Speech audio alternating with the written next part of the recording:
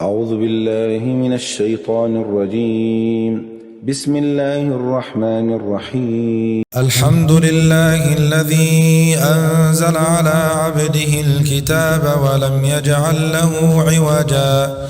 قيما لينذر بأسا شديدا من لدنه ويبشر المؤمنين الذين يعملون الصالحات أن لهم أجرا حسنا ماكثين فيه أبدا وينذر الذين قالوا اتخذ الله ولدا ما لهم به من علم ولا لآبائهم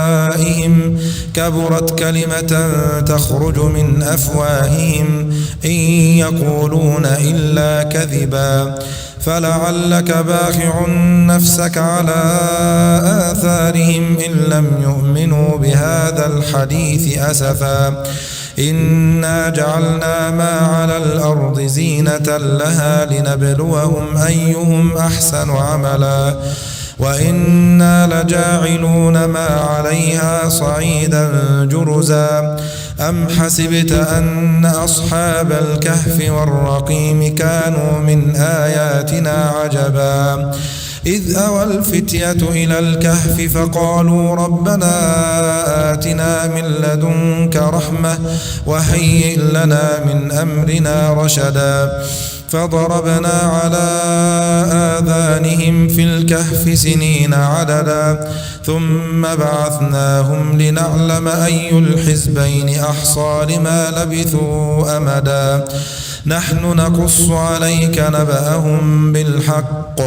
إنهم فتية آمنوا بربهم وزدناهم هدى وربطنا على قلوبهم إذ قاموا فقالوا ربنا رب السماوات والأرض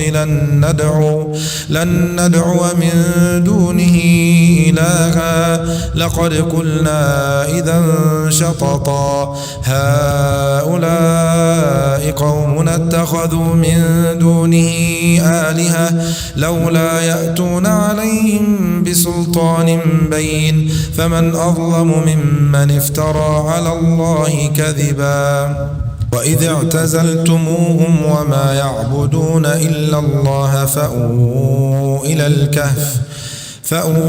إلى الكهف ينشر لكم ربكم من رحمته ويهيئ لكم من أمركم مرفقا وترى الشمس إذا طلعت تزاور عن كهفهم ذات اليمين وإذا غربت تقرضهم ذات الشمال وهم في فجوة منه ذلك من آيات الله من يهد الله فهو المهتد ومن يضلل فلن تجد له وليا مرشدا وتحسبهم أيقاظا وهم رقود ونقلبهم ذات اليمين وذات الشمال وكلبهم باسط ذراعيه بالوصيد لو اطلعت عليهم لوليت منهم فرارا ولملئت منهم رعبا وكذلك بعثناهم ليتساءلوا بينهم قال قائل منهم كم لبثتم قالوا لبثنا يوما أو بعض يوم قالوا ربكم أعلم بما لبثتم فابعثوا أحدكم بورقكم هذه إلى المدينة فلينظر أيها أزكى طعاما فليأتكم برزق منه وليتلطف ولا يشعرن بكم أحدا إنهم إن يظهروا عليكم يرجموكم أو يعيدوكم في ملتهم ولن تفلحوا إذا أبدا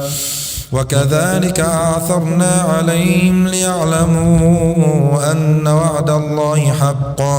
وأن الساعة لا ريب فيها إذ يتنازعون بينهم أمرهم فقالوا ابنوا عليهم بنيانا ربهم أعلم بهم قال الذين غلبوا على أمرهم لنتخذن عليهم مسجدا سيقولون 3 رابعهم كلبهم ويقولون 5 سادسهم كلبهم رجما بالغيب ويقولون 7 وثامنهم كلبهم قل ربي أعلم بعدتهم ما يعلمهم إلا قليل فلا تمار فيهم إلا مراء ظاهرا ولا تستفت فيهم منهم أحدا ولا تقولن لشيء إني فاعل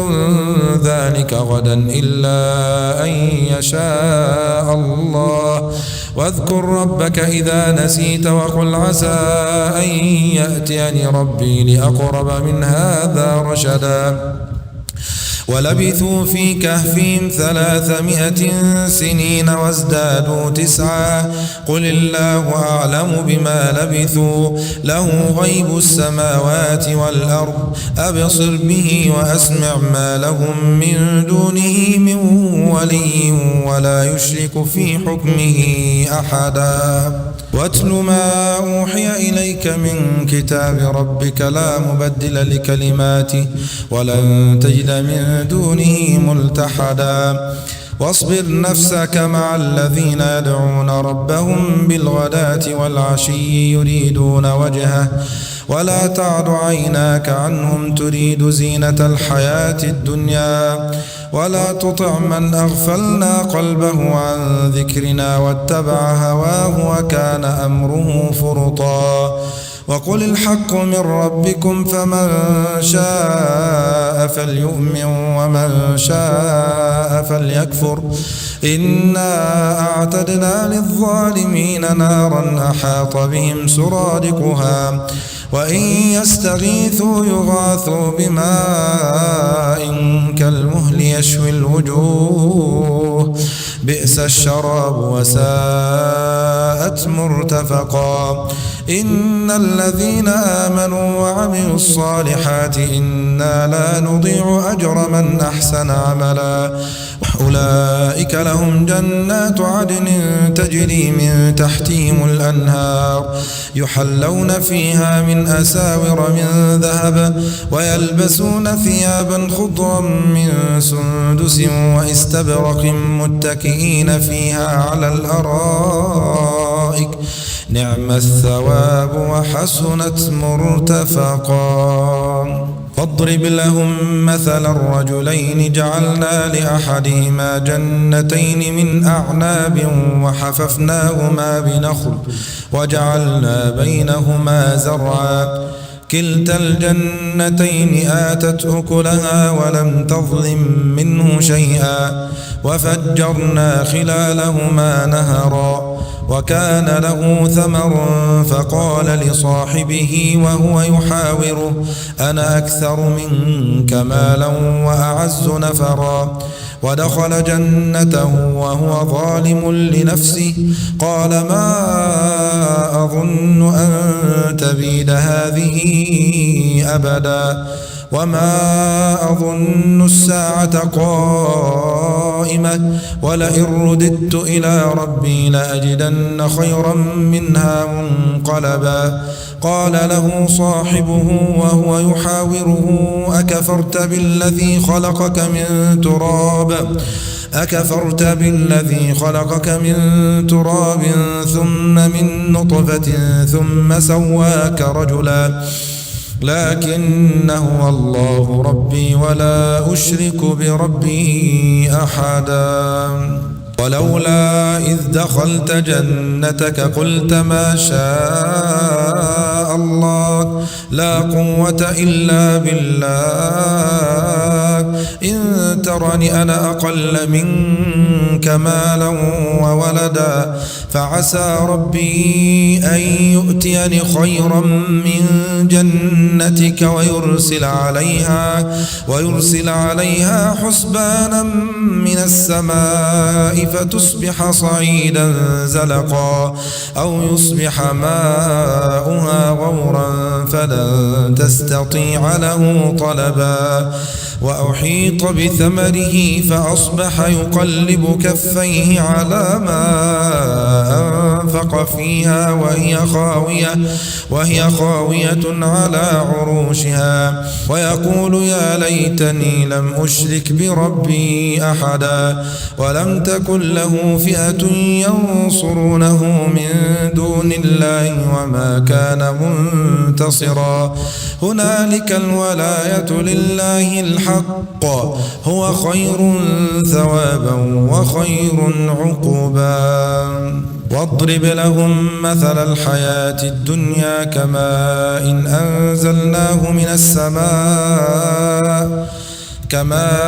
أنزلناه من السماء فاختلط به نبات الأرض فأصبح هشيما تذروه الرياح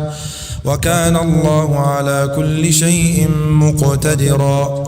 المال والبنون زينة الحياة الدنيا والباقيات الصالحات خير عند ربك ثوابا وخير أملا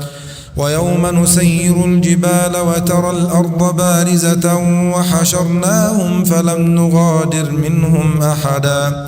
وعرضوا على ربك صفا لقد جئتمونا كما خلقناكم أول مرة بل زعمتم أن لن نجعل لكم موعدا ووضع الكتاب فترى المجرمين مشفقين مما فيه ويقولون يا ويلتنا ما لهذا الكتاب لا يغادر صغيرة ولا كبيرة إلا أحصاها ووجدوا ما عملوا حاضرا ولا يظلم ربك أحدا وإذ قلنا للملائكة اسجدوا لآدم فسجدوا إلا إبليس كان من الجن ففسق عن أمر ربه أفتتخذونه وذريته أولياء من دوني وهم لكم عدو بئس للظالمين بدلا ما أشهدتهم خلق السماوات والأرض ولا خلق أنفسهم وما كنت متخذ المضلين عضدا ويوم يقول نادوا شركائي الذين زعمتم فدعوهم فلم يستجيبوا لهم وجعلنا بينهم موبقا ورأى المجرمون النار فظنوا أنهم مواقعوها ولم يجدوا عنها مصرفا ولقد صرفنا في هذا القرآن للناس من كل مثل وكان الإنسان أكثر شيء جدلا وما منع الناس أن يؤمنوا إذ جاءهم الهدى ويستغفروا ربهم إلا أن تأتيهم سنة الأولين أو يأتيهم العذاب قبلا وما نرسل المرسلين إلا مبشرين ومنذرين ويجادل الذين كفروا بالباطل ليدحضوا به الحق واتخذوا آياتي وما أنذروا هزوا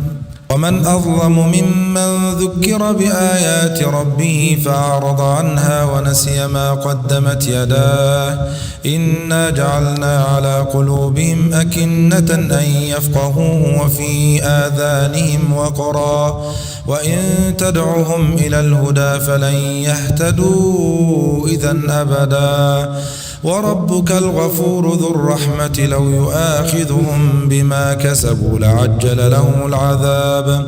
بل لهم موعد لن يجدوا من دونه موئلا وتلك القرى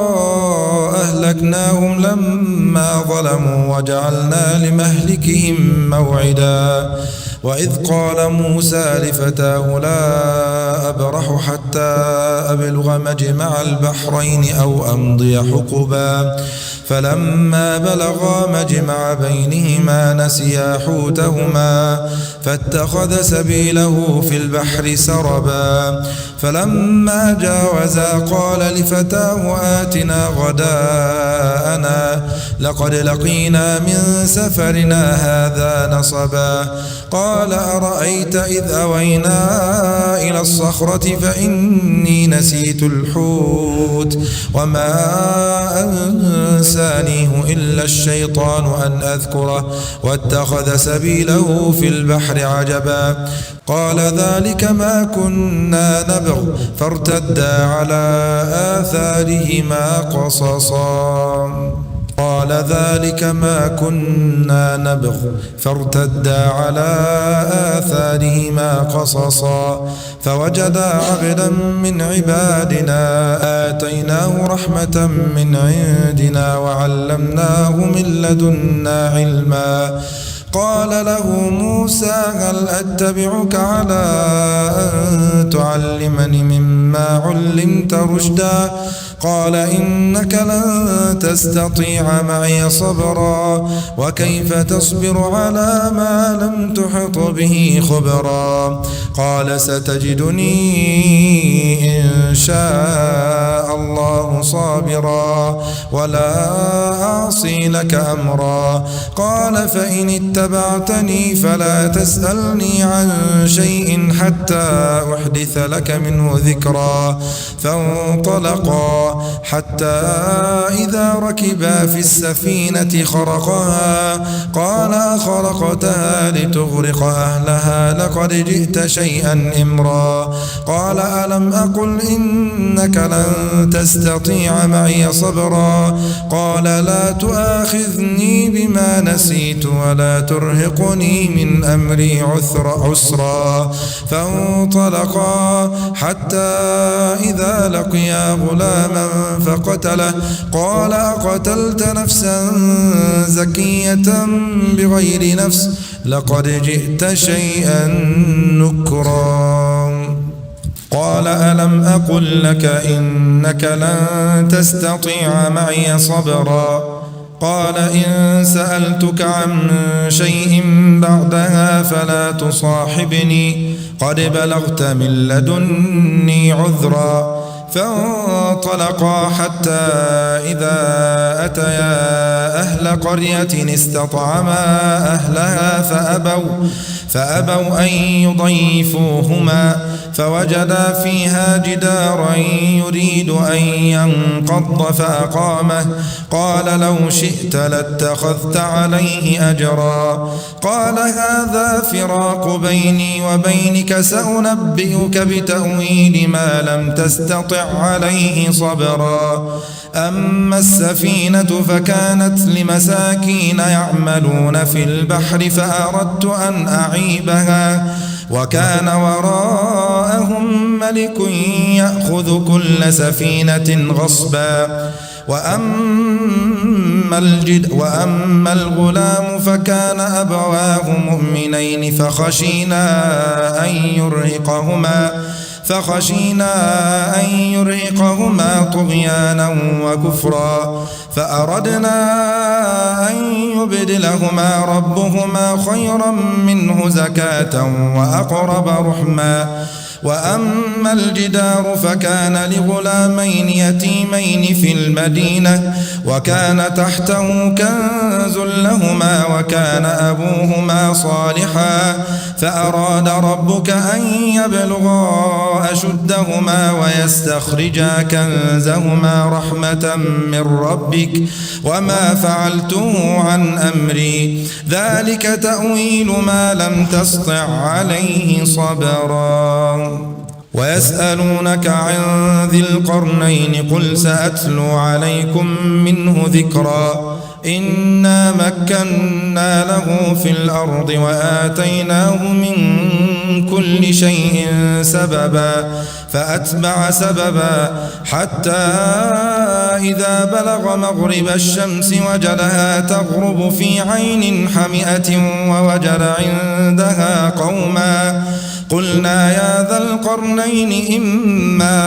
أن تعذب وإما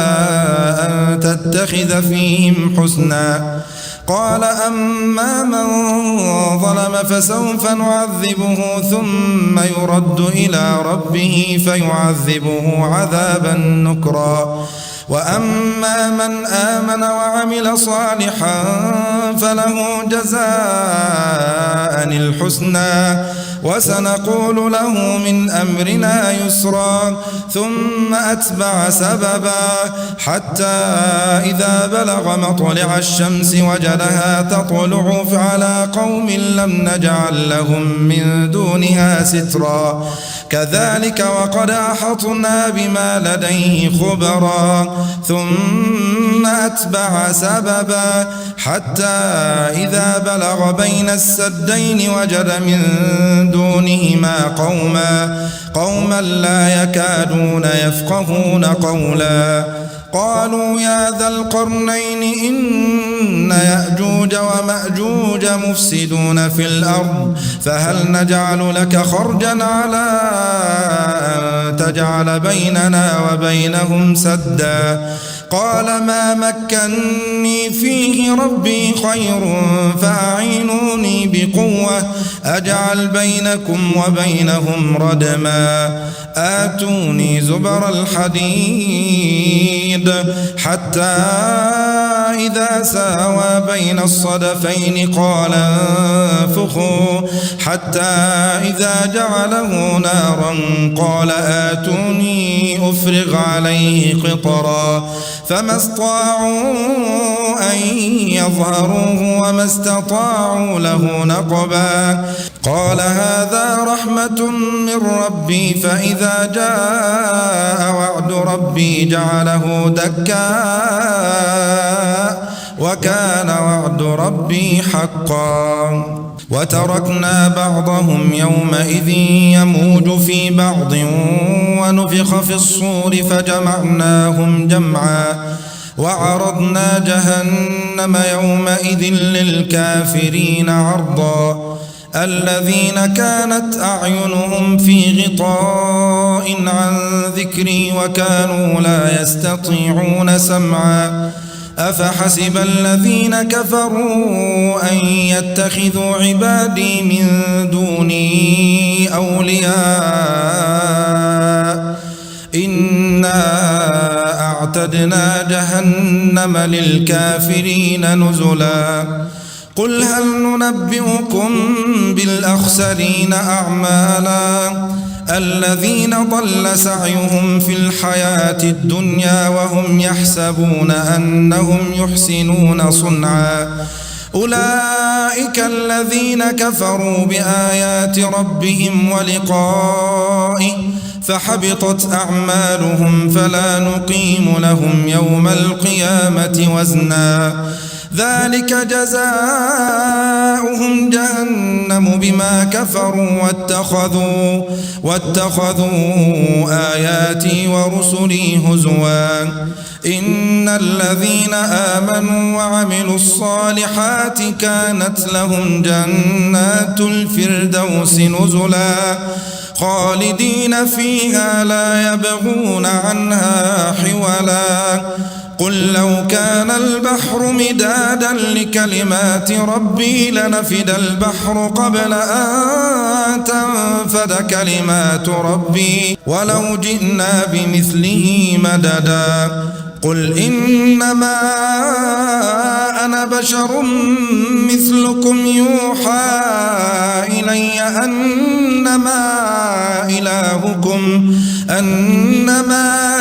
إلهكم إله واحد فمن كان يرجو لقاء ربه فليعمل عملا صالحا ولا يشرك بعبادة ربه أحدا.